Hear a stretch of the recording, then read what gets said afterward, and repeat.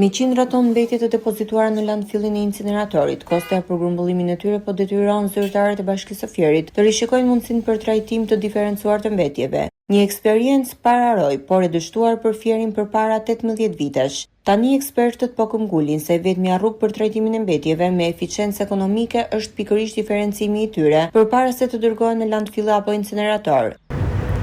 Ambicia është që ne gradualisht të trajnojmë të gjithë në punësit e bashkive dhe punonësit e bashkive që merren me shërbimet publike, kryesisht menaxhimin e mbetjeve urbane.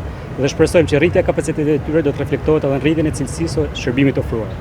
Ne jemi kujdesur që kurrikula e trajnimit të ketë sa më shumë elemente praktike në mënyrë që këto elemente të vendosen në funksion përmirësimit të këtij shërbimi, duke filluar që nga procesi i planifikimit, hartimit rregullor, hartimit planeve lokale të menaxhimit të mbetjeve, llogaritjes kostave, llogaritjes tarifave, komunikimin me publikun, promovimit të riciklimit, kompostimit apo elementeve të tjera të cilët e bëjnë sa më të thjesht për ekipin e bashkisë punën, por nga ana tjetër i ofrojnë edhe qytetarëve mundësi që të jenë sa më përfshirës në shërbimin që ofron bashkia, duke kërkuar gjithmonë nga bashkia transparencë maksimale. Trajnimi i zhvilluar me përfaqësues të bashkive të Fierit dhe Beratit në kuadër të nismës së Ministrisë së Shtetit për pushtetin vendor synon aftësimin e bashkive për të menaxhuar mbetjet urbane në përputhje me një logjikë të fortë ekonomike. Për të arritur këtë, kërkohet së pari informimi i publikut në lidhje me përfitimet që vijnë prej trajtimit të diferencuar, madje edhe me oraret e përcaktuara për hedhjen e mbetjeve.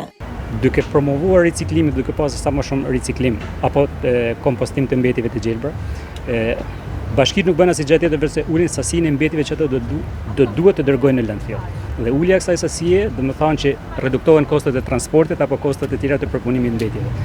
Duke ulur këto kosto, bashkia ka më tepër mundësi që të komunikojë me publikun dhe të thonë nga sjellja e mirë miqësore me mjedisin, bashkia ka këtë kosto. Kjo kosto do të përkthehet në këto tarifa dhe realisht ato do të vinë gradualisht duke ulur.